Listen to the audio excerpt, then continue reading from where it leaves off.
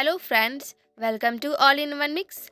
आज हम सब पढ़ने वाले हैं क्लास 9 इंग्लिश सप्लीमेंट्री बुक का चैप्टर 5 दी हैप्पी प्रिंस के क्वेश्चन आंसर। तो इस स्टोरी में एक स्टैचू है प्रिंस की, जिसको सब लोग हैप्पी प्रिंस बोलते हैं क्योंकि उसका जो जीवन था वो बहुत खुशी से बीता था। ठीक है, उसने कभी भी दुख का सामना नहीं किया, उसे नहीं पता था कि दुख क्या होता है।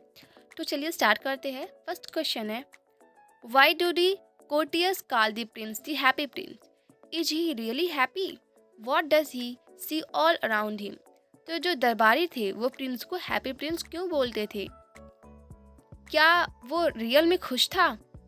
और फिर जो प्रिंस था वो अपने चारों तरफ क्या दिखता था? ठीक है, तो आंसर है, courtiers called the prince happy prince as he lived a happy life. जो दरबारी थे वो प्रिंस को हैप्पी प्रिंस इसलिए बोलते थे क्योंकि उसका जो जीवन था वो बहुत खुशहाली में बीता था। He never knew the sorrow and suffering. उसे जो है कभी नहीं पता था कि दुख क्या होता है। ठीक है, उसने कभी सफ़र भी नहीं किया था। But now he see sorrow and miserable life of people all around. ठीक है, तो यहाँ पर प्रिंस की स्टैचू है, नगर में स्थापित की गई है सेंटर में। ठीक है, तो वहाँ उसे पता चलता है प्रिंस को कि दुख क्या होता है।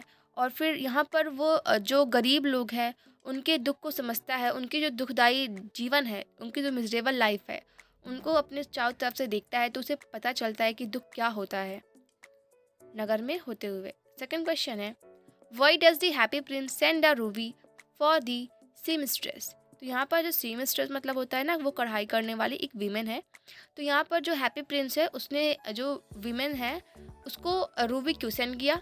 What does the स्वलो do the seamstress house? तो और स्वलो मतलब एक चिड़िया होती है, एक बर्ड है, उसका नाम होता है अवावील। ठीक है, तो जो स्वलो थी वो सीमस्ट्रेस के घर पर क्यों गई थी, क्या करने गई थी? आंसर है, the seamstress was tired due to overwork. जो सीमस्ट्रेस थी वो ज़्यादा कार्य करने के कारण वो थक सी गई थी। सी वॉज सो पुअर, वो बहुत गरीब थी, that she could not by oranges for her little section.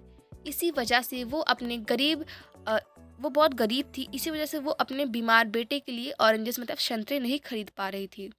So the happy prince sent a ruby for her. इसलिए हैप्पी प्रिंस ने जो रूबी एक स्टोन होता है, बहुत एक्सपेंसिव होता है, उसको सेंड किया। ठीक है, the swallow flew to her with the ruby, he place it on the table.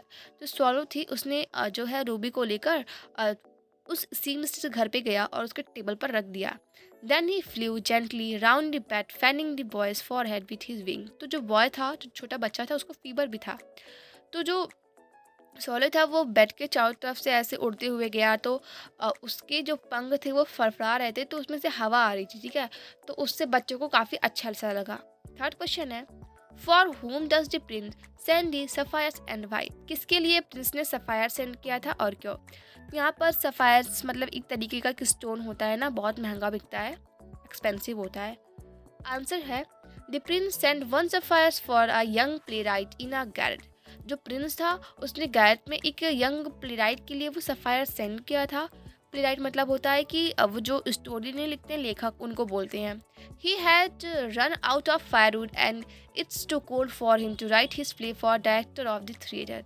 Because जो प्ले राइट था वो काफ़ी ज़्यादा गरीब था, उसके पास इतने पैसे नहीं थे कि वो जो लकड़ियाँ खरीद सके। ठीक है, तो उसको जो है रात भर प्ले लिखना था, उसको डायरेक्टर को देना था थिएटर के लिए।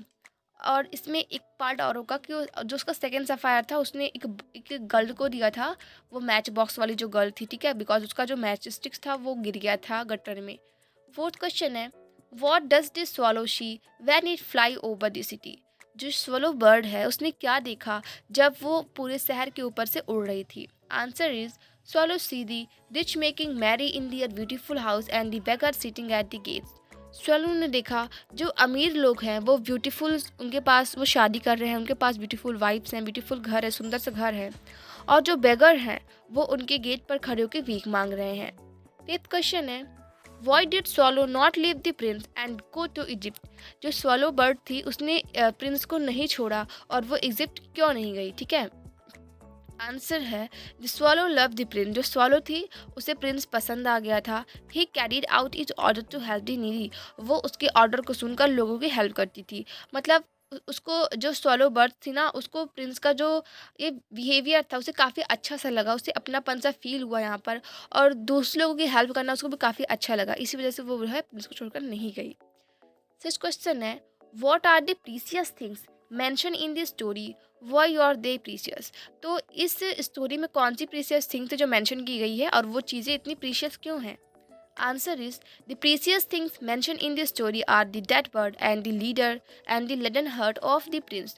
यहाँ पर जो स्टोरी में मेंशन किया गया है प्रीशियस थिंग्स, वो है वो जो डेड बर्ड, जो श्वालो की डेड बॉडी है वो, और फिर जो प्रिंस का जो लेडन हर्ट, जो लेडन लेड मतलब होता है ना, एक कांच होता है ना, ये कांच होता है लेड, तो उसका जो प्रिंस का जो हर्ट था वो लेड से बना हुआ था।